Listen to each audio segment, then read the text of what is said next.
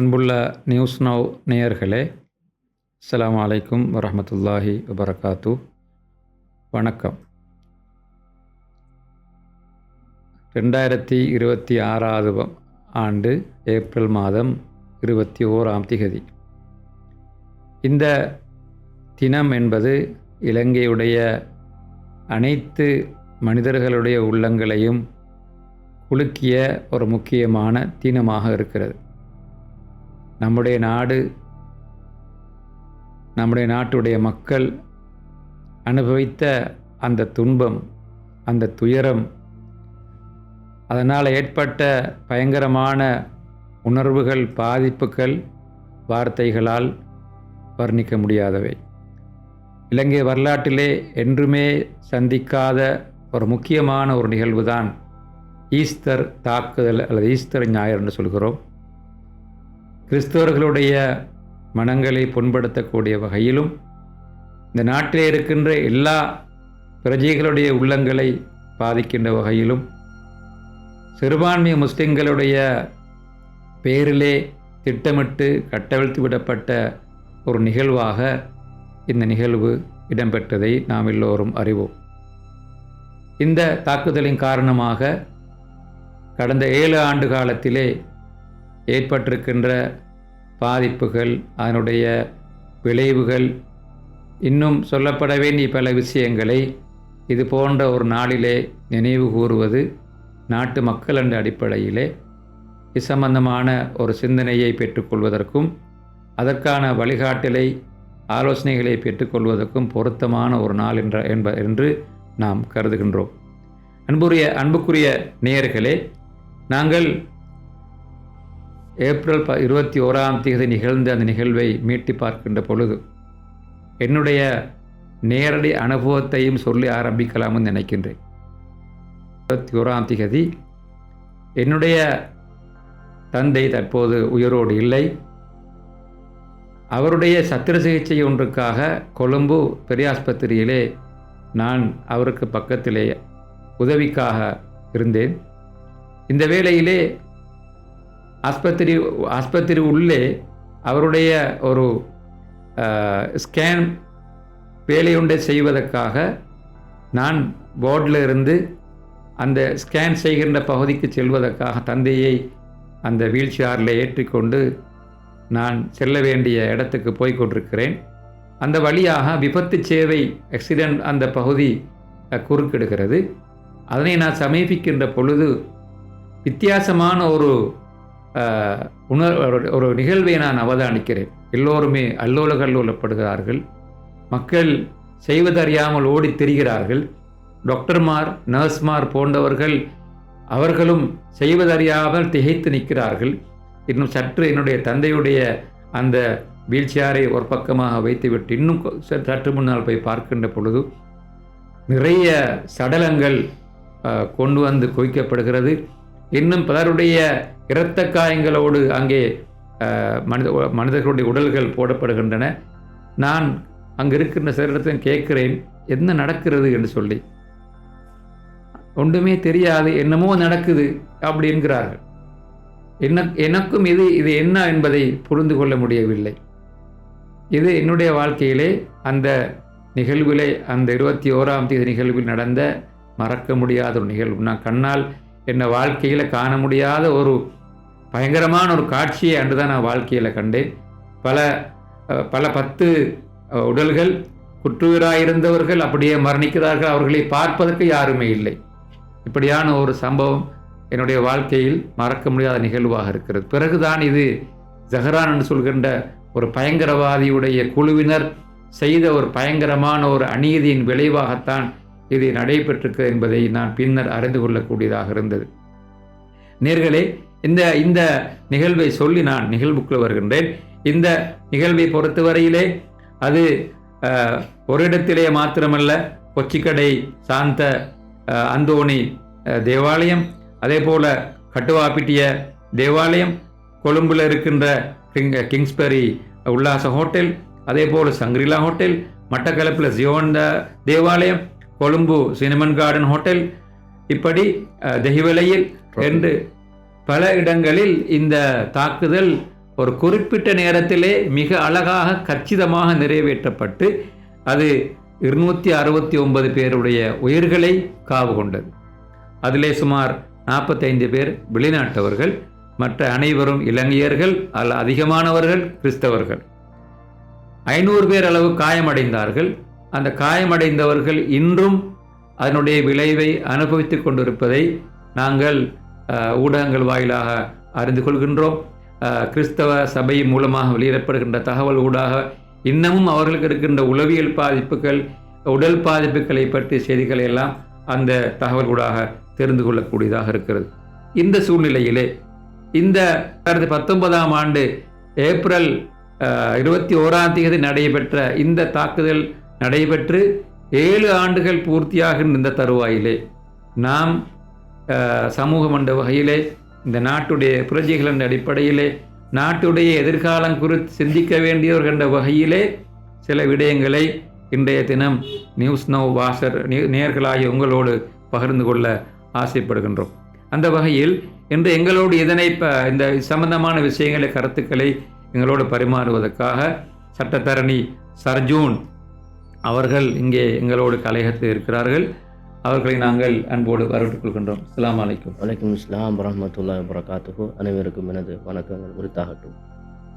சட்டத்தரணி சர்ஜூன் அவர்களே, இந்த வேளையிலே 7 ஆண்டுகள் பூர்த்தியாக இருக்கின்ற இந்த வேளையிலே ஈஸ்டர் தாக்குதல் சம்பந்தமாக பாதிக்கப்பட்ட மக்களுக்கான நீதி மற்றும் விசாரணைகளுடைய தற்போதைய நிலை என்ன மாதிரி இருக்கிறது என்பதை பற்றி கொஞ்சம் நீங்கள் ஒரு சட்டத்தரணி என்ற வகையில் ஏற்பட்டு தெரிந்திருப்பீர்கள், சொன்னால் பொருத்தமாக இருக்கும். நிச்சயமாக ஈஸ்டர் தாக்குதல், இந்த தாக்குதல் மனிதகுலம் பொறுக்கப்பட வேண்டிய ஒரு தாக்குதல். அனைவரும், இந்த நாட்டில் இருக்கின்ற அனைத்து இனத்தவர்கள், சமுதாயத்தவர்கள், படித்தவர்கள், படிக்காதவர்கள் என அனைவரும் இதனை எதிர்க்க வேண்டும். அனைவரும் இதற்கு எதிர்ப்பு தெரிவித்திருந்தார்கள்.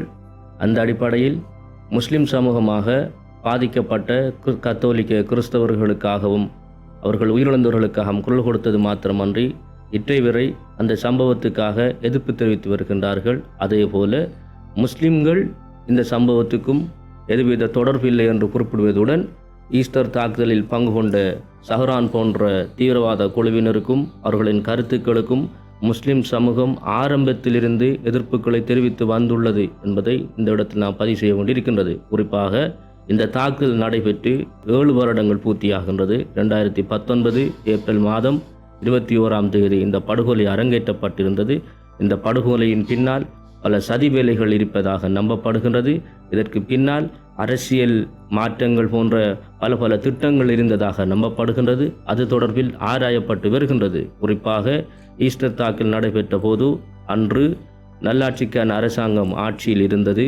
அது நல்லாட்சிக்கான அரசாங்கம் மைத்ரிபால சிறிசேனவின் தலைமையில் இருந்தாலும் கூட அது மஹிந்த ராஜபக்ஷவும் இணைந்த ஒரு அரசாங்கமாகத்தான் 2018 காலப்பகுதி இருக்கின்றது. அதன் பின்னர் 2019 காலப்பகுதி கூட மைத்ரிபால சிறிசேன ஜனாதிபதியாக இருந்தாலும் கூட அவரால் சுமார் 52 நாட்களுக்கு மஹிந்த ராஜபக்ஷ பிரதமராக நியமிக்கப்பட்டு அங்கு கான்ஸ்டிடியூஷனல் கிரைசிஸ் ஏற்பட்டு மீண்டும் அவர் உயர்நீதிமன்றத்தால் விலக்கப்பட்டு பிரதமர் ரணில் விக்ரமசிங்கே ஜனாதிபதியாக இருந்தார். இந்த தாக்குதல் நடைபெற்ற போது அன்றைய ஆட்சிக்காளர்கள் இந்த தாக்குதலை மூடி மறைப்பதற்காக பல வேலைகளை செய்ததாகவே நாம் அறிகின்றோம். குறிப்பாக 2019 ஏப்ரல் 21ஆம் தேதி இந்த படுகொலை அரங்கேற்றப்பட்டு அது தொடர்பான விசாரணைகளை நடத்தி வந்த உயர் பாதுகாப்பு தரப்பு அதிகாரிகள் உடனடியாக இடமாற்றம் செய்யப்பட்டிருந்தனர். குறிப்பிட்டு கூறக்கூடியவராக சாமந்த விஜயசேகர என்னும் பாதுகாப்பு அதிகாரி சாய்ந்தமரில் இடம்பெற்ற பொலிவேரியன் வீட்டில் இடம்பெற்ற சம்பவத்தை ஆராய்ந்து விசாரணை செய்து கொண்டு வந்தார். அவர் உடனடியாக 2019 ஜூலை மாதம் 29ஆம் தேதி அவர் இடமாற்றத்துக்கு உட்படுத்தப்பட்டிருந்தார். அதே போன்று மாரப்பென என்ற ஒரு நம்பகரமான விசாரணை அதிகாரி இடமாற்றம் செய்யப்பட்டிருந்தார். பின்னர் கோட்டாபய ராஜபக்ஷ மாரப்பன் அதிகாரி உயிரிழந்து போயிருந்தார். அதுக்கான காரணம் கொரோனா வைரஸ் என்று குறிப்பிடப்பட்டிருந்தது.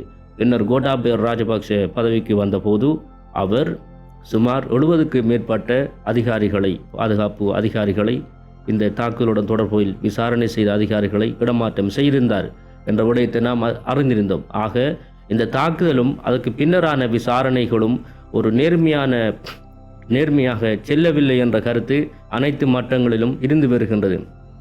அதில் பல நியாயங்களும் இருக்கின்றது. நாம் அந்த நிகழ்வுகளை நாம் ஆராய்ந்து பார்ப்போமானால், கோட்டாபய ராஜபக்ஷவின் ஆட்சி காலம் சுமார் 2.5 வருடங்களில் இங்கிருந்த தடயங்கள் அளிக்கப்பட்டதற்கான அதிக விடயங்கள் தான் மேற்கொள்ளப்பட்டதாகவே நம்பப்படுகின்றது.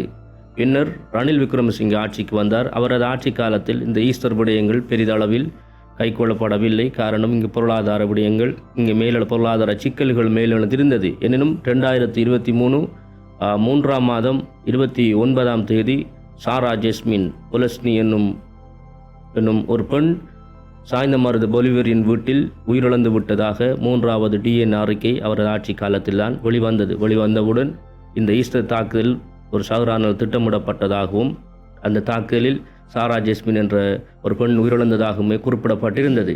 அத்துடன் இந்த தாக்கல் தொடர்பான பல விடயங்கள் மூடி மறைக்கப்பட்டதாக இருந்தது. பின்னர் 2025ஆம் ஆண்டு நல்லாட்சி இந்த தேசிய மக்கள் சக்தி அரசாங்கம் வந்தபோதோ இந்த இந்த விசாரணை தொடர்பான பரிமாணங்கள் வேறு திசையை நோக்கி ஒரு நேரான பாதையை நோக்கி செல்வதாகவே நானும் என்னை போன்ற சட்டத்தரணிகள் மற்றும் ஆய்வாளர்கள் கருதுகின்றார்கள். அது தொடர்பான இந்த தேசிய மக்கள் சக்தி அரசாங்கம் வந்து விசாரணைகளை முன்னெடுத்து பலர் கைது செய்யப்பட்டிருக்கின்றார்கள். குறிப்பாக பிள்ளையான் இதில் கைது செய்யப்பட்டிருந்தாலும் கூட, அவர் வேறு குற்றச்சாட்டுகள் கைது செய்யப்பட்டிருந்தாலும் கூட ஈஸ்டர் தாக்குதலில் தொடர்பிருப்பதாகவே அவர் கூறப்பட்டது குற்றச்சாட்டுகள் சுமத்தப்படுகின்றது. பின்னர் இந்த நாட்டில் ஒரு மிக முக்கியமான ஒரு கைது ஒன்று இடம்பெற்றது. அது முன்னாள் புலனாய்வு பிரதானியாக இருந்த சுரேசால் அவர்களின் கைது. அதனை யாரும் எதிர்பார்த்திருக்கவும் இல்லை. அவ்வாறான கைது ஒன்றுக்கு செல்லவும் முடியாது என்றுதான் கூறப்பட்டிருந்த நிலையில் அப்படியான கைதுகளும் இடம்பெற்றிருக்கின்றது. இன்று 7 வருடங்கள் கடந்திருந்தாலும் கூட இந்த விசாரணை நேர்மையாக செய்யப்பட்டு பாதிக்கப்பட்ட கத்தோலிக்க கிறிஸ்தவ மக்களுக்கு உயிரிழந்த 269 கத்தோலிக்க கிறிஸ்தவ மக்கள் சுமார் சம்பவத்தில் 45 சிறுவர்கள் குழந்தைகள் கொல்லப்பட்டார்கள். அந்த அத்தனை பேருக்காகவும் இந்த நீதி வழங்கப்பட வேண்டும். நீதி வழங்கப்படுவது மாத்திரமல்ல, நீதி செலுத்தப்பட வேண்டும். குறிப்பாக 7 வருடங்களாக இந்த முஸ்லிம் சமூகம் பல குற்றச்சாட்டுக்குள்ளாகி இருக்கின்றார்கள். முஸ்லிம் சமூகம் சஹ்ரானை ஏற்றுக்கொள்ளாத, சஹ்ரானின் சித்தாந்தத்தை ஏற்றுக்கொள்ளாத, சஹ்ரானின் கொள்கைகளை முற்றாக எதிர்த்து, அது காத்தாங்குடி சமூகமாக இருந்தாலும் சரி, சாய்ந்தமருது சமூகம் முஸ்லிம் சமூகமாக இருந்தாலும் சரி, ஒட்டுமொத்த இலங்கை முஸ்லிம் சமூகமும் இந்த சஹ்ரானின் தீவிரவாதின் கொள்கைக்கு எதிராக இருந்து எதிர்ப்பு தெரிவித்து வந்தார்கள். அந்த மக்கள் பல பாதிப்புகளை இந்த ஈஸ்டர் தாக்குதலின் பின்னர் எதிர்கொண்டார்கள். பொருளாதார ரீதியாக என்றாலும் சரி, அரசியல் ரீதியாக என்றாலும் சரி, சமூக கலாச்சார ரீதியாக என்றாலும் சரி, அவர்கள் பாதிப்புக்குள்ளாகி இருக்கின்றார்கள். முஸ்லிம்கள் மீதான வரலாற்று பழியை துடைக்க வேண்டிய ஒரு கடமை தேசிய மக்கள் சக்தி அரசாங்கத்துக்கு இருக்கு என்று நான் நியாயமாக திடமாக நம்புகின்றேன். உங்களுடைய இந்த ஆரம்ப விளக்கத்திலே தற்போதைய அரசாங்கத்தினுடைய விசாரணைகள் சட்டத்தரணிகள் மட்டத்திலே ஒரு நம்பிக்கையை பெற்று வருவதாக குறிப்பிடுகிறீர்கள். அது எந்த வகையில் அந்த நம்பிக்கையை நீங்கள் பார்க்கிறீர்கள்? நிச்சயமாக நாம் இந்த சம்பவத்தில் பலர் கைது செய்யப்பட்டிருந்தார்கள். முஸ்லிம் இளைஞர்கள் பலர் கைது செய்யப்பட்டிருந்தார்கள். அவர்களுடைய கைதுக்கான விசாரணைகள் மேற்கொள்ளப்பட்டு அண்மையில் கூட IS தொடர்பு தீவிரவாத இயக்கத்துடன் தொடர்பட்டிருந்ததாக சந்தேகத்தில் கைது செய்யப்பட்ட ஒரு முஸ்லிம் இளைஞர் கூட ஜனாதிபதி சட்டத்தரணி சுமந்திரன் அவர்களின் வழிகாட்டுதலாலும் அவர்களுடைய வாதிடலின் மூலம் அவர் விடுவிக்கப்பட்டிருந்தார். ஆக இங்கு நீதி செலுத்தப்படுகின்றது என்பதைத்தான் இங்கு காட்டுகின்றது. குறிப்பாக முஸ்லிம் சமூகத்தின் மீதான குற்றச்சாட்டுகளுக்கு முஸ்லிம் சமூகம் கருத்து கூறுவதற்கான ஒரு நியாயமான சுதந்திரமான நிலை ஒன்று இருப்பது என்பதை நான் அவதானிக்கின்றேன். இல்லாவிட்டால் இந்த 7 வருடங்களுக்கு பிறகு இப்படியான நேர்காணலை கூட நாம் துணிந்து கொடுக்கக்கூடிய அளவுக்கு இந்த ஆட்சியில் ஒரு பேச்சு சுதந்திரம் ஒன்று இருக்கின்றது என்ற நிலைப்பை நாம் பார்க்கின்றோம். அது ஈஸ்டர் தாக்கல் தொடர்பாக. மேலும் குறிப்பாக கைதுகள் என்பது இந்த விசாரணைகளை தற்போது செய்து வரும் சானியா பேசேகர் என்னும் விசாரணை அதிகாரி நேர்மையான அதிகாரி என்பது எல்லாரிடத்திலும் உள்ள ஒரு ஒத்த கருத்தாக இருக்கிறது. ஆகவே இந்த விடயம் விசாரணை பரப்பில் ஈஸ்டர் தாக்கல் தொடர்பான சூத்திரதாரிகள் அல்லது சஹ்ரான் போன்ற தீவிரவாதிகளுக்கு பின்னின்று வழிநடத்தியவர்கள் யார் என்பதை வெளிக்கொணர்வதற்கு ஒரு காலம் அமைவதாக இருப்பதுடன் இங்கு நடைபெற்ற கைது கூட இங்கு சுரேசால என்னும் பிரதான அதிகாரி புலனாய்வு பிரதானியின் அதிகாரியின் கைது சாதாரணமான ஒரு விடயம் அல்ல, மிக பரந்த பெரிய அளவான விடயம். அதனை இந்த அரசாங்கம் துணிந்து செய்திருக்கின்றது. பாதுகாப்பு படையினர் இந்த நாட்டுக்கு எவ்வளவு முக்கியத்துவம் மிக்கவர்கள், இங்கே டிபி ஸ்டேட் எவ்வளவு முக்கியத்துவம் உடையவர்கள், புலனாய்வு பிரிவினர் எவ்வளவு முக்கியத்துவம் மிக்கவர்கள் என்று இந்த நாட்டில் உள்ள அனைத்து அதிகாரிகளுக்கும் உயர் மட்டத்திற்கும் தெரியும்.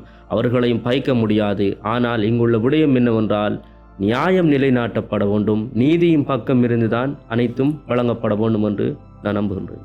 உங்களுடைய அந்த நம்பிக்கை உங்களை போன்று இந்த நாட்டில் இருக்கின்ற பல நூற்றுக்கணக்கான நீதிக்காக குரல் கொடுக்கின்ற நீதித்துறை சார்ந்த சட்டத்தரணிகள், ஏனைய துறை சார்ந்தவர்கள் எதிர்பார்ப்பது போலவே இந்த நாட்டிலே அனைத்து மக்களுக்குமான நீதி நிலைநாட்டப்பட வேண்டும் என்ற விஷயத்தை மீண்டும் ஒருமுறை நாங்களும் உறுதிப்படுத்துகின்றோம். அதே வேளையிலே இந்த 7 ஆண்டு காலமாக இந்த பிரச்சனை காரணமாக கைது செய்யப்பட்ட பலர் இன்னமும் சிறைகளிலே இருக்கிறார்கள். இவர்கள் சம்பந்தமாக ஏதாவது நல்ல நம்பிக்கை தரக்கூடிய ஒன்றில் குற்றவாளியாக இருந்தால் அவங்கள தண்டிப்பதற்கு அல்லது குற்றம் இல்லை என்று அவர்களை விடுவிப்பதற்கு ஏதாவது சட்ட ரீதியாக நடந்திருக்கிறதா? ஆமாம், நிச்சயமாக. இந்த விடயங்களில் நான் ஏற்கனவே சொன்னது போல்தான் முஸ்லிம் இளைஞர்கள் அநியாயமாக அல்லது போலி குற்றச்சாட்டுகளில் அல்லது சந்தேகத்தின் பேரில் பலர் கைது செய்யப்பட்டிருக்கின்றார்கள், பலர் சிறையில் அடைக்கப்பட்டிருக்கின்றார்கள், இன்றைய சிறையிலிருந்து வருகின்றார்கள். நாம் உதாரணமாக சொல்ல வேண்டும், 2023 ஆண்டு 3ஆம் மாதம் 29ஆம் தேதி புலஸ்தீனி இறந்து போய்விட்டார், சாராஜேஸ் இறந்து போய்விட்டார்னு சொல்லி 3வது DNA அறிக்கை வந்தது. அதற்கு ஒரு கிழமைக்கு முன்னால் அங்கு போலீஸ் உத்தியோகத்தர் SI அபுபக்கர் என்பவர் சாரா ஜெஸ்மினோட தொடர்பட்ட ஒரு அதிகாரி அவர் விடுவிக்கப்பட்டிருந்தார். ஆக இப்படியான சம்பவங்கள் நடந்துள்ளது. அதே போன்று இந்த குற்றச்சாட்டுகளில் கைது செய்யப்பட்டிருந்த சில முஸ்லிம் இளைஞர்கள் விடுவிக்கப்பட்டிருக்கின்றார்கள். அவர்களுக்கு இந்த IS இயக்கத்துடனோ அல்லது ஏனையவர்களோட இயக்கத்துடனோ தொடர்பில்லை என்று விடுவிக்கப்பட்டிருக்கின்றார்கள். உண்மையில் இங்குள்ள ஒரு பிரச்சனை என்னவென்றால், சஹ்ரான் என்னும் தீவிரவாதி இருக்கின்றார், அவருடன் யாரும் தொடர்புகளை ஏற்படுத்த வேண்டாம், அவர்களுடன் யாரும் பேச வேண்டாம், அவர்களுடன் எந்த நடவடிக்கைகளையும் செய்ய வேண்டாம் என்று அரசாங்கம் அறிவித்திருக்குமாக இருந்தால் எந்த முஸ்லிம் இளைஞனோ சஹ்ரான் என்னும் தீவிரவாதியுடன் தொடர்பினை ஏற்படுத்தியிருக்க மாட்டார். இதான் நிதர்சனம். ஆனால் முஸ்லிம்கள் சஹ்ரானுக்கு எதிராகவே தொடர்ந்து குரல் கொடுத்து வந்தார்கள், சஹ்ரானுக்கு எதிராக முறைப்பாடுகளை செய்து வந்திருக்கின்றார்கள். வரலாற்றை எடுத்துக்கொண்டால் 2014ஆம் ஆண்டிலிருந்து சஹ்ரானுக்கு எதிராக முறைப்பாடுகளை செய்து வந்திருக்கின்றார்கள். ஆத்தாங்குடி மக்கள், உலமா சபையை சார்ந்தவர்கள், இப்படி பலர் எல்லோரும் முறைப்பாடு செய்து வந்திருக்கின்றார்கள். 2019 4ஆம் மாதம் 26ஆம் தேதி சஹ்ரான் தீவிரவாத குழுவினர் சாய்ந்தமருதில் ஒழித்து கொண்டிருந்த போது அந்த சம்பவத்தை கூட வெளிக்காட்டியவர்கள், அந்த சம்பவத்தை பாதுகாப்பு தரப்பினருக்கு தெரிவித்தவர்கள் சாய்ந்தமருது முஸ்லிம்கள். ஆக வரலாற்றில் முஸ்லிம்கள் எப்போதும் பாதுகாப்பு தரப்பினருடனும் அரசாங்கத்தினுடனும் நீதியின் பக்கம் நின்றிருக்கிறார்கள். அவர்கள் ஒருபோதும் போலிகளுடவோ அல்லது தீவிரவாதிகளுடன் நிற்கவில்லை. இந்த அடிப்படையில் பார்க்க போனோமானால் இன்று சிறையில் வாடும் முஸ்லிம்கள், நீங்கள் இந்த அரசாங்கம் சொல்லுகின்றது சாரா ஜெஸ்மின் உயிரோடு இருக்கிறான், ஒரு அரசாங்கம் சொல்லியது சாரா ஜெஸ்மின் இறந்து போய்விட்டார்னு சொல்லியது. ஒரு அரசாங்கம் சொல்லுகின்றது சாரா ஜெஸ்மின் உயிரோடு இருக்கிறார்ண்டா. உயிரோடு சாரா ஜெஸ்மின் இருக்கிறார்னு சொன்னால் இந்த பிரச்சனைக்கு முஸ்லிம்களுக்கு தொடர்பு என்பது குறைவு என்பதான அர்த்தம். அப்போ நீங்கள் என்ன செய்ய வேண்டும்? சாரா ஜெஸ்மின் உயிரோடு இந்த ஆளை கொண்டு வர வேண்டும், இருக்கிற விசாரணைகளை முன்னெடுத்து ரைட் இதான் நடந்திருக்குது, முஸ்லிம்களுக்கு இது தொடர்பு இல்லை, கை செய்யப்பட்டாக்கள் என்ன செய்யுங்க, இந்த அடிப்படையில் இந்த நிபந்தனையின் அடிப்படையில் இல்லாட்டி ஏதோ ஒரு ஒன்றின் அடிப்படை சட்டத்தின் அடிப்படையில் அவர் என்ன செய்யப்பட வேண்டும், விடுவிக்கப்படுவதுதான் பொருத்தம். ஆனால் நிச்சயமாக படிப்படியாக நடக்கும் என்று நான் நம்புகின்றேன். குறிப்பாக 2017ஆம் ஆண்டு அக்டோபர் மாதம் 31ஆம் தேதி விசாரணையாளர்கள் 94 பேர்களின் அடிப்படைவாதிகள், ஜிஹாதிய சிந்தனை உள்ளாக்கள், தீவிரவாத சிந்தனை உள்ளவர்கள் என்று சொல்லி 94 பேர்களை வெளியிட்டார்கள். அதில் ஒருவர் ஜமீல் எனும் தீவிரவாதி, அதில் உள்ளவர்கள் சஹ்ரான் எனும் தீவிரவாதி இருந்தார்கள். பின்னர் 2019 பிப்ரவரி மாதம் ஒரு பட்டியல் 129 பேரின் பட்டியல் வெளியிடப்படுகின்றது. அதில் இருந்தவர்கள் சஹ்ரான் எனும் தீவிரவாதி, ஜமீல் எனும் தீவிரவாதி. ஆக அப்படியாக இருந்தவர்கள் சம்பவத்தில் உயிரிழந்து போனார்கள். நிச்சயமாக இந்த அரசாங்கம் இப்படியான பட்டியலில் இருக்கும் 129 பேருடன் அல்லது 94 பேருடன் முஸ்லிம்கள் எந்த உறவுகளும் வைத்திருக்க கூடாது, அவர்கள் தொடர்பான தகவல்களை வழங்க வேண்டும் என்று சொன்னால் ஒட்டுமொத்த முஸ்லிம்களும் அதற்கு எதிராக நின்றிருப்பார்கள். ஆக இங்குள்ள பிரச்சனை என்னவென்றால், இந்த சம்பவம் தடுக்கப்பட்டிருக்க வேண்டிய சம்பவம் அது தடுக்கப்படாமல் அது தாக்குதல் நடத்துவதற்கு அனுமதிக்கப்பட்டமைதான் தான் அது பின்னால் ஒரு சூத்திரவாதிகள், அது அரசியல் பின்புலங்கள் இருப்பதாக நம்பப்படுகின்றது. அப்படியாக தெரியாமல் அறியாமல் சிக்கிக்கொண்ட இளைஞர்கள், கைது செய்யப்பட்ட இளைஞர்கள் நிச்சயமாக விடுவிக்கப்பட வேண்டும். அவர்கள் சட்டத்தின் அடிப்படையில் அவர்கள் விடுவிக்கப்பட்டு அதன் பின்னால் மீண்டும் பயங்கரவாத தொடர்புகள் இருப்பதாக அவர்கள் அந்த சிக்கலுக்குள் வலைப்பின்னலுக்குள் மாட்டிவிடக்கூடாது என்பதுதான் இன்றைக்கு வேண்டுகோளாக இருக்கின்றது. இப்போ நீங்கள் சொன்னீங்களே, இப்போ சூத்திரதாரிகள் சம்பந்தமாக பேசுகிறீங்க. இப்போ இந்த சூத்திரதாரிகள் சம்பந்தமான இந்த விஷயத்தில் முரண்பாடான கருத்துக்கள் சமூகத்திலே பேசப்படுகிறது. இப்போ அண்மையிலே ஒரு நூல் கூட வெளியிடப்பட்டிருக்கிறது. அதிலே சூத்திரதாரிகள் வேறு யாரும் அல்ல, ஜஹ்ரான் தான் என்றெல்லாம் சொல்லப்பட்டிருக்கிறது. இதனை சட்டத்துறை சார்ந்த நீங்கள் எப்படி பார்க்குறீங்க? அண்மையில் உதயகமன் ஒரு நூலை வெளியிட்டார். அந்த நூலின் அடிப்படை என்னவென்றால், இந்த தாக்குதல், ஈஸ்டர் தாக்குதலை செய்தவர் சஹ்ரான் சொல்லுகின்றார். முஸ்லிம் சமூகமும் சொல்லவில்லை, சஹ்ரான் ஒரு உத்தமர் என்று சொல்லவில்லை, சஹ்ரான் ஒரு தீவிரவாதி என்றுதான் ஒட்டுமொத்த முஸ்லிம்களும் சொல்லுகின்றார்கள். இங்கு இந்த முஸ்லிம் பாராளுமன்ற உறுப்பினர்கள் கூட அதைத்தான் சொல்லுகின்றார்கள். யாரும் அதை சஹ்ரான் சரி என்று நிரூபிக்கவில்லை. ஆனால் நான் ஒன்றை சொல்லுகின்றேன். 2018 ஆண்டு 3ஆம் மாதம் 3ஆம் தேதி திகன தாக்குதல் நடைபெறுகின்றது. அந்த தாக்குதலின் சுமார் 10 நாட்களின் பின்னர் 2018 3ஆம் மாதம் 10ஆம் தேதி சஹ்ரான் எனும் தீவிரவாதி ஒரு வீடியோ ஒன்றை வெளியிடுகின்றார். அது என்ன சொல்லுகின்றார் என்றால், இந்த முஸ்லிம்கள் மீது தாக்குதல் நடத்திய இஸ்லாம் அல்லாத காபிர்கள் கொல்லப்பட வேண்டும் என்று சொல்லுகின்றார். அதாவது சஹ்ரானின் கருத்து என்னவாக இருக்கின்றது என்றால், முஸ்லிம்கள் சுமார் 20 லட்சம் பேர் என்றால், இலங்கையின் மக்கள் தொகை 2 கோடி பேர், 2 கோடி 20 லட்சம் பேர் என்றால், முஸ்லிம்கள் அல்லாத 2 கோடி பேர்களும் கொல்லப்பட வேண்டும் என்ற கருத்தை, மிகவும் ஆபத்தான மோசமான கருத்தை சஹ்ரான் பதிவு செய்தார். அவர் எப்படி பதிவு செய்கின்றார் என்று சொன்னால், தொப்பி, குல்லா, அரபியர்களின் ஆடைகளை அணிந்து வந்து வீடியோவில் வந்து அந்த கருத்துக்களை பதிவு செய்து முகநூலில் வெளியிட்டிருந்தார். அனைத்து சிங்கள பௌத்த மக்களும் அதனை பார்த்து அதிர்ச்சி அடைந்து போயிருந்தார்கள். விசாரணையாளர்கள் என்ன செய்திருக்க வேண்டும்?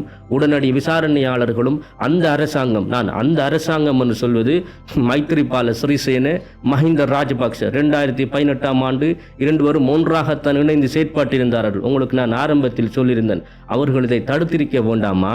அவர் வீடியோ வெளியிடுகின்றார். 3ஆம் மாதம் 2018 3ஆம் மாதம் 10ஆம் தேதி. அவருக்கு எதிராக 2018ஆம் ஆண்டு 5ஆம் மாதம் 4ஆம் தேதி தான் இந்த கொழும்பு நீதிமன்றத்தில் அறிக்கை சமர்ப்பிக்கப்படுகின்றது. 2018ஆம் ஆண்டு 7ஆம் மாதம் ஜூலை மாதம் 9ஆம் தேதி தான் அவருக்கு எதிராக வாரண்ட் பிறப்பிக்கப்படுகின்றது. 2019 2ஆம் மாதம் அவருக்கு எதிராக பயணத்தடை விதிக்கப்படுகின்றது. நான் என்ன கேட்கின்றேன் என்று சொன்னால், கம்பம்பில போன்றவர்கள் சொன்னது போல் சஹ்ரான் அந்த தாக்குதலை செய்தார். சரி, 2018 3ஆம் மாதம் 10ஆம் தேதி அனைத்து இஸ்லாம் அல்லாத மக்கள் கொல்லப்பட வேண்டும் என்று சொன்னவருக்கு அவருடைய பயணத்தடையை நீங்கள் எப்போது விதிக்கின்றீர்கள் என்று சொன்னால், 2019ஆம் ஆண்டு பிப்ரவரி மாதம் விதிக்கின்றீர்கள் என்றால், சுமார் 11 மாதங்கள் அவர் சுதந்திரமாக பயணிப்பதற்கு அனுமதித்தது யார்? நீங்களும் உங்களது அரசாங்கம் தான். ஆக சஹ்ரான் தான் செய்தது என்பது எங்களுக்கு தெரியும். சஹ்ரான் தான் செய்தார்கள் என்று தான் விசாரணையாளர்கள் அறிக்கை எடுக்கின்றார்கள். அதில் எந்த மாற்று கருத்தும் இல்லை. ஆனால் இந்த தாக்குதலை தடுக்க வேண்டியவர்கள் யார்? அது மாத்திரமல்ல, சஹ்ரான் 2018 5ஆம் மாதம் 3ஆம் தேதி நுவரெலியாவில் தக்சிலா ஹோட்டல் என்ற ஹோட்டலில் தங்கியிருக்கின்றார். அவர்கள்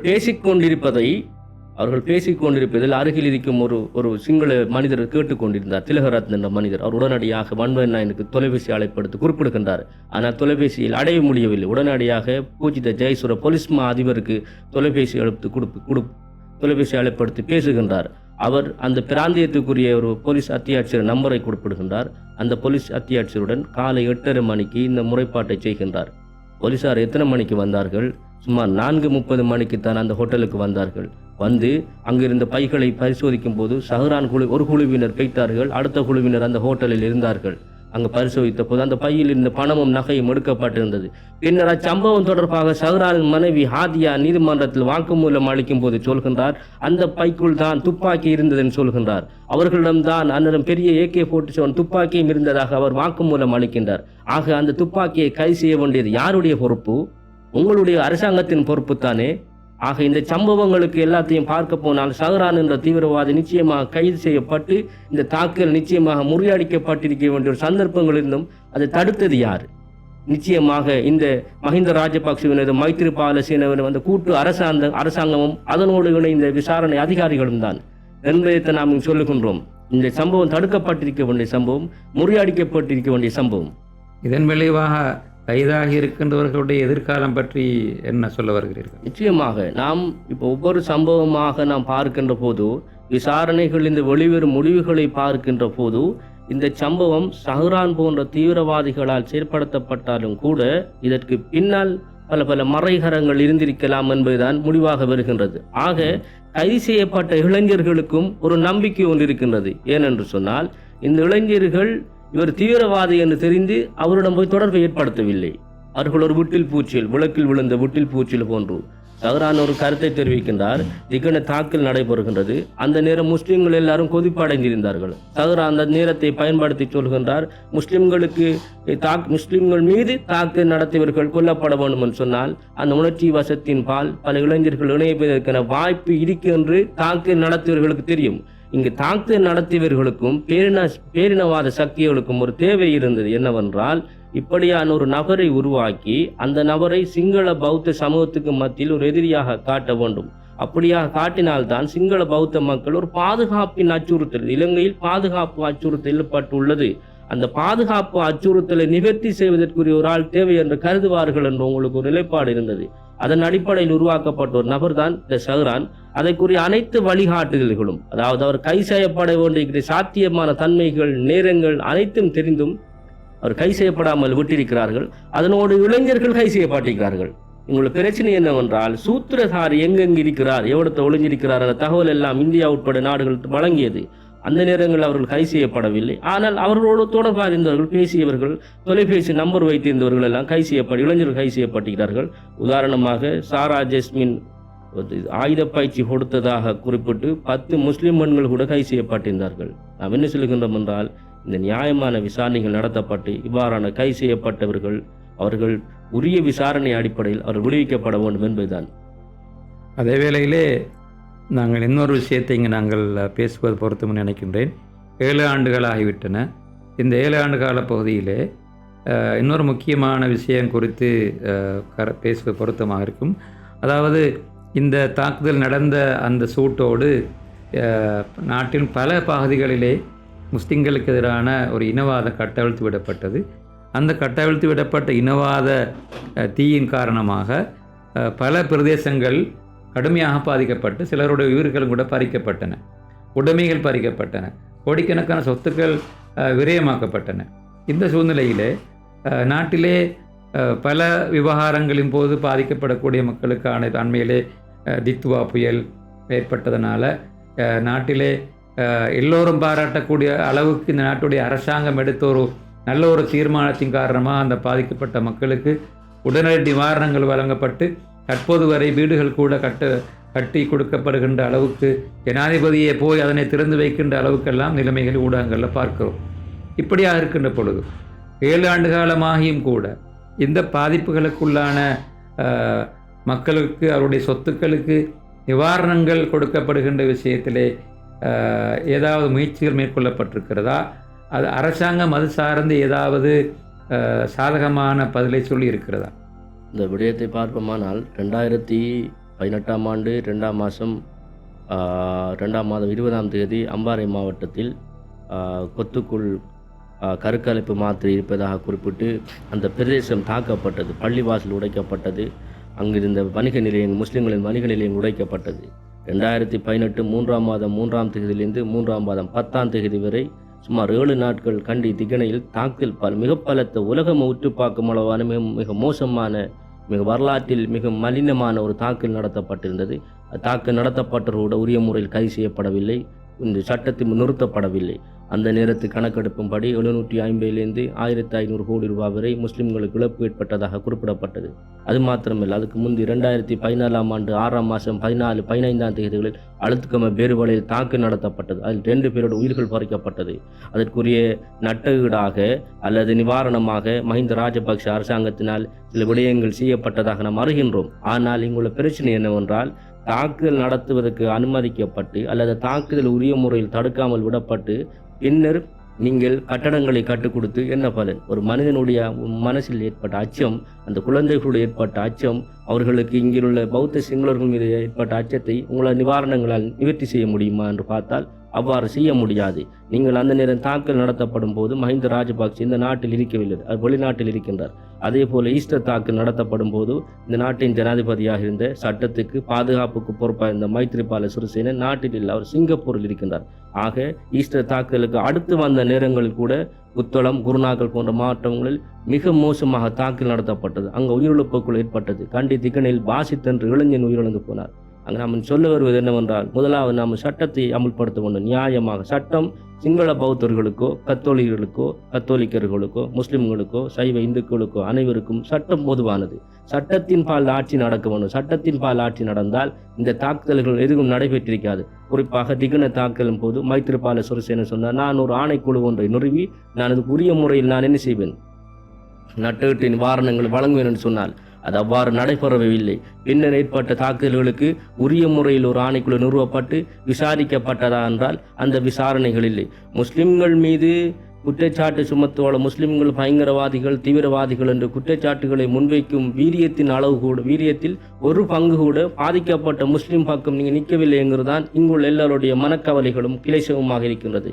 ஆக நாம் சொல்வது என்னவென்றால், இப்படியான சம்பவங்கள் நடப்பதற்கு முன்னில் அதனை நாம் கட்டுப்படுத்த வேண்டும். அதுதான் முக்கியம். இரண்டாவது, நான் இந்த நேர்காணல் விடயத்தை குறிப்பிட விரும்புகிறேன். முஸ்லிம்களிடத்தில் அல்லது முஸ்லிம் சமூகத்திலிடத்தில் அடிப்படை சிந்தனைகள் தீவிரவாத சிந்தனைகள் உள்ள நபர்கள் இருப்பார்களே, ஆனால் அந்த விடயத்தை முதலாவதாக ஒரு ஆணைக்குழு ஒன்று நிறுவப்பட்டு அந்த குழுவிடம் தான் சொல்ல வேண்டும். மதங்கள் ரீதியான முரண்பாடுகள் பிரச்சனைகள் வரும் என்றால் அதனை ஒரு குழு ஒன்று இந்த அரசாங்கத்தை நிறுவப்பட வேண்டும். பாராளுமன்ற சட்டத்தினூடாக எல்லா மதத்தவர்களையும் முன்னிறுத்தி நிறுவப்பட வேண்டும். அந்த குழுவில் தான் முறைப்பாடு மூலம் செய்ய வேண்டும்.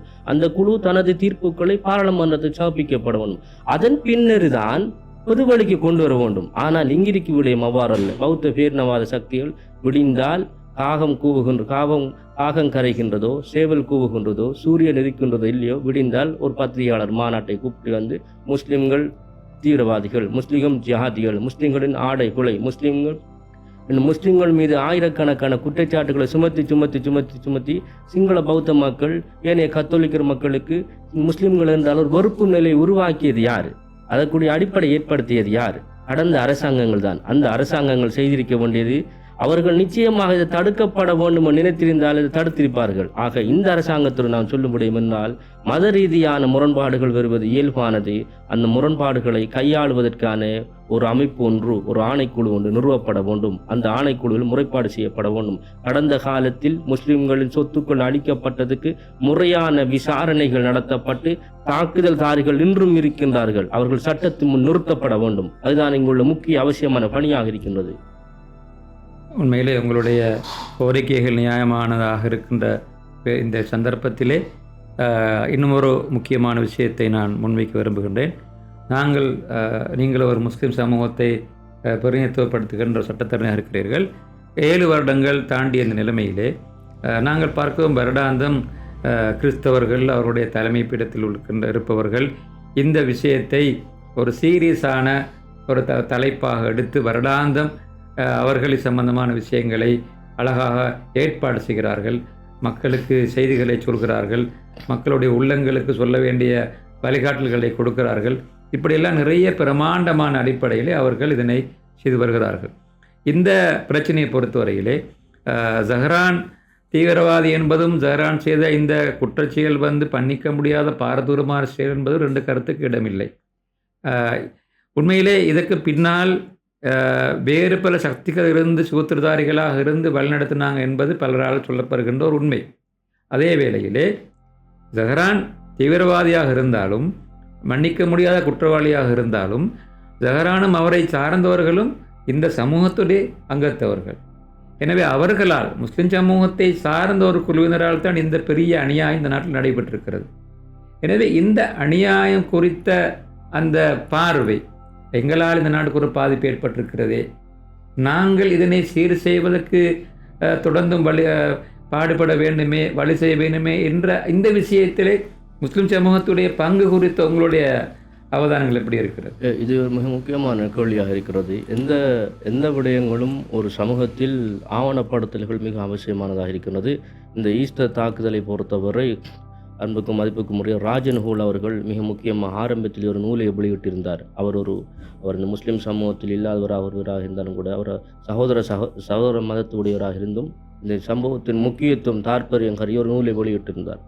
பின்னர் இந்த சமூகத்தின் இந்த குற்றச்சாட்டுகளுக்கு உள்ளான பிள்ளையான் சந்திரகாந்தன் அவர்கள் ஒரு நூலை வெளியிட்டிருந்தார். பிறகு ரொஹான் குணவர்த்தன் சொல்லி அவர் ஒரு நூலை வெளியிட்டிருந்தார்.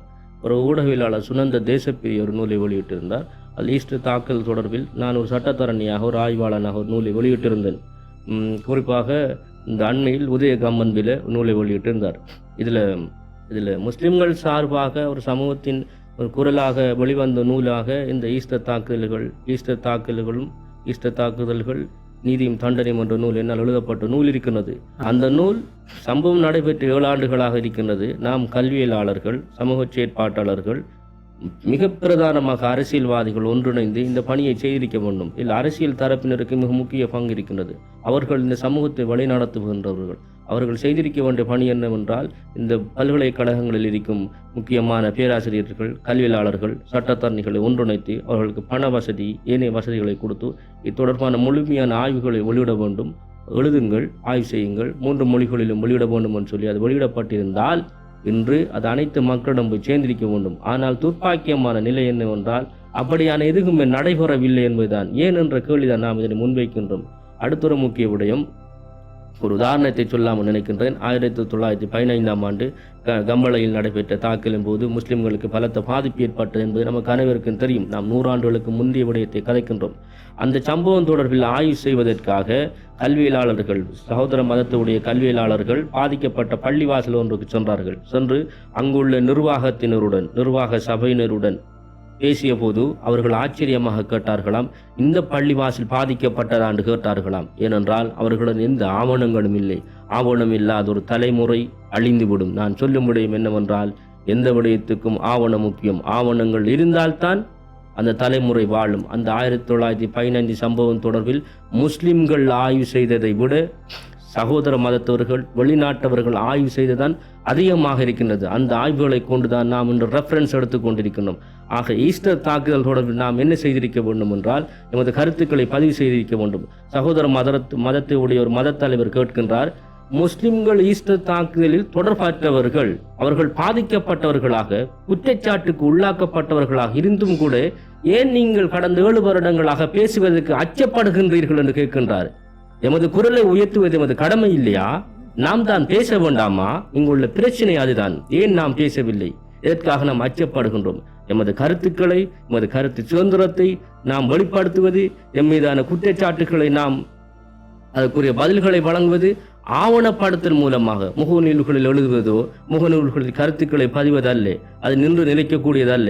அது கால ஓட்டத்தில் அழிந்துவிடும். ஒரு ஆவணம் 100 வருஷம் வாழும். ஒரு தலைமுறை, 3 தலைமுறைக்கு மேலாக ஒரு ஆவணம் வாழும். ஆக முஸ்லிம் சமூகத்துடன் நான் சொல்லும் முடியும் என்னவென்றால், எமக்காக நாம் சிந்திக்க வேண்டும்.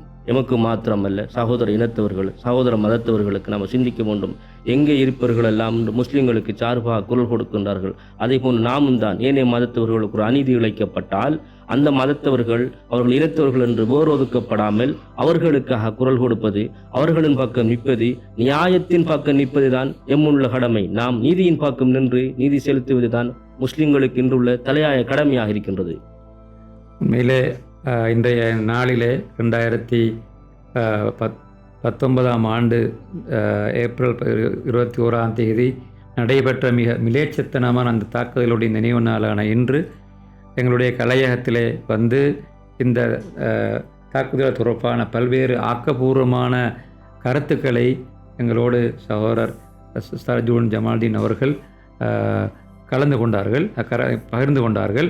இந்த நிகழ்ச்சியை நிறைவு செய்வதற்கு முன்னதாக தற்போதைய அனுரகுமார் திசாநாயக தலைமையிலான அரசாங்கத்தின் கீழ் உண்மையான சூத்திரதாரர்களை கண்டறிந்து நிலைநாட்டக்கூடிய வாய்ப்புகள் குறித்து நீங்கள் சட்டத்துறையோடு நீதிமன்றத்தோடு தொடர்புடைய என்ற வகையிலே உங்களுக்கு எந்த அளவு நம்பிக்கை இருக்கிறது? இந்த அரசாங்க காலத்திலாவது அந்த உண்மை நிலைநாட்டப்படும் என்று நீங்கள் நம்புகிறீர்களா? இந்த பிரச்சனையை எப்படி அணுக வேண்டும் என்றால், எதையும் தூய வழியில் பார்க்க முடியாது. ஏனென்று சொன்னால், ஒரு அரசியல் அதிகாரமோ, அரசியல் சித்தாந்தமோ, தத்துவார்த்தமோ ஏதோ ஒரு அடிப்படை செயற்பட்டாலும் கூட அதனை கட்டுப்படுத்துவர்களாக வெளிநாட்டு சக்திகள் நமது நாட்டை பொறுத்தளவில் இருந்து கொண்டு வருகின்றார்கள் என்ற விடயத்தை நாம் பார்க்கின்றோம். ஈஸ்டர் தாக்குதலை பொறுத்தவரையிலும் அவ்வாறான வெளிநாட்டு சக்திகளின் ஆதிக்கம் இருக்கின்றதா என்ற கேள்விகளைத்தான் நாம் எழுப்புகின்றோம். குறிப்பாக இந்தியா போன்ற நாடுகளின் ஆதிக்கம் இருக்கின்றதா என்ற கேள்வி எழுப்புகின்றோம். இந்த அரசாங்கத்தில் ஜனாதிபதி சகோதரர் அன்றகுமார திசாநாயக்க நடவடிக்கைகளை முஸ்லிம்கள் வரவேற்கின்றார்கள். அது தொடர்பான பூர்வாங்க நடவடிக்கைகள் மேலும் தொடர வேண்டும் என்று நினைக்கின்றார்கள், நம்பிக்கை கொள்கின்றார்கள். அதில் எந்த மாற்று கருத்தும் இல்லை. ஆனால் இதில் உள்ள விடயங்களை, வெளிச்சக்திகளை எவ்வாறு இந்த அரசாங்கம் கையாளப் போகின்றது என்ற கேள்வி இருக்கின்றது. குறிப்பாக பிரதி அமைச்சர் அனுர ஜெயசேகர இந்த சம்பவத்துடன் தொடர்பாற்றிருந்ததாக, அந்த சம்பவ களத்தில் நின்ற தொடர்பாற்றே இல்லை, மன்னிக்கவும், சம்பவ களத்தில் இருந்ததாக குற்றச்சாட்டு முன்வைக்கப்படுகின்றது. அப்படியான ஒருவர் இருந்து இந்த விசாரணை எப்படி கொண்டு செல்லலாம் என்ற கேள்விகள் இருக்கின்றது. மேலும் 2025ஆம் ஆண்டு ஏப்ரல் 21ஆம் தேதி ஜனாதிபதி அன்றகுமார திசாநாயக்க அவர்கள் முக்கியமான ஒரு விடயத்தை வெளிப்படுத்தியிருந்தார். நான் 2025ஆம் ஆண்டு ஈஸ்டர் தாக்குதல் தொடர்பான முக்கிய விடயங்களை தெரிவிக்கப் போகின்றேன் என்று சொன்னார். எனினும் துரதிர்ஷ்டவசமாக 2025 ஏப்ரல் மாதம் 4ஆம் தேதி மதிப்புக்குரிய இந்திய நாட்டின் கௌரவ பிரதமர் மோடி அவர்கள் இலங்கைக்கு வருகை தந்தமையினால் அந்த விடயங்கள் நடைபெறவில்லை. அதே போன்று 2026ஆம் ஆண்டு 2ஆம் மாதம் 3ஆம் தேதி 13ஆம் தேதி 12-13ஆம் தேதிகளில் இங்கே தேசிய மக்கள் சக்தியின் அரசியல் முக்கியஸ்தர் டில்வின் சில்வா இந்தியா சென்று 3 நாள் பயணம் சென்று மீண்டும் திரும்பி வந்தார். அவர் திரும்பி வந்து சுமார் 10 அல்லது 12 நாட்களில் 2026 பிப்ரவரி 26ஆம் தேதி நினைக்கின்றேன் சுரேஷ் சாலே முன்னாள் பிரதானி கைது செய்யப்படுகின்றார். ஆக எங்களுடைய பிரச்சனை நாம் எவ்வாறு அணுக வேண்டும் என்றால், எங்களுடைய கைதுகள் கூட யாரின் தேவைக்காகவோ அல்லது யாரின் ஒரு வழிமுறைக்காகவே செய்யப்படக்கூடாது என்பதை நாம் சொல்லிக்கொள்ள வேண்டிய விடயமாக இருக்கின்றது. கைதிகள் நியாயமாக இருந்தால், குற்றச்சாட்டு நிரூபிக்கப்பட்டிருந்தால் அவர்கள் கைது செய்யப்பட வேண்டும். அந்த குற்றவாளிகள் தண்டனைக்கு உட்படுத்தப்பட வேண்டும். ஒழிய வெளிச்சக்திகளின் தேவைக்காக அல்லது வெளிச்சக்திகளை அவர்களை திருப்திப்படுத்தும் நோக்குக்காக அல்லது அவர்களை யாரையாவது காப்பாற்றும் நோக்கத்துக்காக இடம் வரக்கூடாது. அதே போன்று இன்று 2026 ஏப்ரல் மாதம் 21ஆம் தேதி 7 வருடங்கள் கடந்த நிலையில் பல கைதிகள் இடம்பெறலாம் என்ற பேச்சுக்கள் அரசியல் புரசலாக நடைபெற்றிருந்தது. எனினும் இந்திய துணை பிரதமர் இலங்கை வந்திருக்கின்றார். இந்த ஈஸ்டர் தினத்தில் எவ்வாறான கருத்துக்கள் அரசாங்கத்தை வெளியிடப்பட போகின்றது கூட தெரியாத நிலை இருக்கின்றது. ஆக இந்த ஈஸ்டர் தினங்களில் ஏன் வெளிநாட்டு முக்கியஸ்தர்கள் இலங்கை வருகின்றார்கள் என்ற கேள்விகள் எல்லாம் ஆய்வுப்பரப்பில் ஒரு எழுமாறியாக ஏற்படுகின்றது. அந்த சந்தேகங்களுக்கெல்லாம் பதிலிருப்பதாக இந்த அரசாங்கத்தின் முடிவுகளும் விசாரணைகளும் அமைய வேண்டும் என்பதுடன் இந்த அரசாங்கம் ஒரு விஷயத்தை சுட்டிக்காட்ட நான் விரும்புகின்றேன். நாம் வரலாற்றின் 4 ஜனாதிபதிகள் தொடர்பில் குறிப்பிட வேண்டும். பிரேமதாஸ் இந்த நாட்டில் இஸ்ரேல் போன்ற சக்திகளுக்கு இஸ்ரேல் நலன் காக்கும் பிரிவை உருவாக்கியவர் யார் என்றால் ஜெயவர்தன என்பவர்தான். அவர் இதை உருவாக்கி அவருக்கு அனைத்து வசதி வாய்ப்புகளையும் கொடுத்திருந்தார். ஆனால் பிரேமதாசா, தற்போதைய சஜித் பிரேமதாசாவின் தந்தை பிரேமதாசா 92ஆம் ஆண்டு ஒரு வெரி கிளியரான ஸ்டாண்ட் எடுத்திருந்தார். அவர் சொல்லியிருந்தார், இஸ்ரேல் நலங்காக்கும் பிரிவு மூடப்பட வேண்டும், அவர்கள் வெளியேற வேண்டும் என்று சொல்லியிருந்தார். சொன்னது மாத்திரமன்றி ஒரு கருத்தை சொல்லியிருந்தார். இலங்கையில் அரசியல் ரீதியாக முக்கியத்துவம் வாய்ந்த முஸ்லிம்கள் இங்கு நீண்டகாலமாக வாழ்கின்றார்கள், அவர்கள் அவசியமானவர்கள், அதனால் இஸ்ரேல் போன்ற சக்திகள் இங்கு தேவையில்லை என்று சொல்லியிருந்தார். 95-96களில் சந்திரிகா அம்மையார் இங்கு ஆட்சிக்கு வந்தபோது அஷ்ரப் போன்ற தலைவர்கள் முஸ்லிம்களுக்காக சந்திரிகா அம்மையாரினால் மிகப்பெரிய பலனை அடைந்தார்கள். சந்திரிகா பண்டாநாயக குமாரதுங்க மிக அதிகமான உதவிகளை வழங்கியிருந்தார். அதே போன்று 2024ஆம் ஆண்டு மக்களவைத் தேர்தலின் போது, இந்தியாவின் மக்களவைத் தேர்தலின் போது 4 இலங்கை முஸ்லிம்கள் குஜராத்தில் கைது செய்யப்படுகின்றார்கள். இந்திய அரசாங்கம் சொல்லியது இவர்கள் 4 பேரும் தீவிரவாதிகள், சஹ்ரான் போன்ற தீவிரவாதிகள் என்று சொன்னார்கள். ஆனால் ரணில் விக்ரமசிங்கே துணிந்து அவருடைய ஆட்சி சொன்னது அவர்கள் தீவிரவாதிகள் அல்ல, அவர்கள் போதை வஸ்துக்கு அடிமையானவர்கள் என்ற ஒரு விஷயத்தை சொன்னார். அந்த அடிப்படையில் நாம் அன்றகுமார திசாநாயக்காவும் ஒரு நீதியை நிலைநாட்டுவதற்காக துணிந்து செயற்பட்டு வருகின்றார். அந்த துணிவுக்கு நாம் பாராட்டுகின்றோம். அதே போன்று இந்த வெளிச்சக்திகளுக்கு இடமளிக்காமல் செயற்படுவது காலத்தின் கடமையாக இருக்கின்றது. சட்டத்தை நிலைநாட்டுவோம், நீதியை நிலைநாட்டுவோம். சட்டமும் நீதியும் வழங்கப்படுவதல்ல, அது செலுத்தப்படுவதாக அமைய வேண்டும். அப்பார்தான் இந்த தலைமுறை தாண்டி அன்றகுமாரனதும் ஏனைய ஜனாதிபதிகளிலும் சிறப்பான செயற்பாடுகள் பேசப்படும் என்று நான் நினைக்கின்றேன். அன்புள்ள நேயர்களே, ஈஸ்டர் தாக்குதலுடைய 7வது நினைவு நாளாகிய இன்று ஒரு துக்ககரமான ஒரு நிகழ்வை நினைவு கூறுகின்ற இந்த சந்தர்ப்பத்திலே நாங்கள் பேச வேண்டிய சில முக்கியமான கருத்துக்களை உங்களோடு சட்டத்தரணி சர்ஜூன் ஜமால்டீனோடு சேர்ந்து பகிர்ந்து கொள்ளக்கூடியதாக இருந்தது. இது சம்பந்தமாக நிறைய விஷயங்களை பரிமாற வேண்டியிருந்தாலும் கூட முக்கியமாக சொல்ல வேண்டியவைகளை மாத்திரம் இப்பொழுது நான் உங்களோடு பகிர்ந்து கொண்டோம். உண்மையில் நேயர்களே, நாம் இந்த நாட்டிலே வாழுகிறோம் என்ற அடிப்படையிலே இலங்கையர்களாக இந்த நாட்டிலே இருக்கின்ற குடிமக்களாக நாங்கள் யோசிக்க வேண்டும். நாங்கள் எங்களுடைய இனம் மதம் சார்ந்து சிந்திப்பதற்கு அப்பால் இது எம்முடைய பூர்வீக நாடு, எம்முடைய சொந்த நாடு, நாம் வாழுகின்ற நாடு. ஆகவே இந்த நாட்டிலே எல்லோரும் நீதியாக வாழக்கூடிய ஒரு சூழல் இருந்தால் ஈஸ்டர் தாக்குதல் போன்ற தாக்குதல்களோ அல்லது எல்டிடியுடைய அந்த பிரிவினைவாத கோரிக்கைகளோ அல்லது அதுக்கு முன்னால் வந்த வேறு வகையான போராட்டங்களோ இந்த நாட்டிலே தோண்டி இருக்க முடியாது.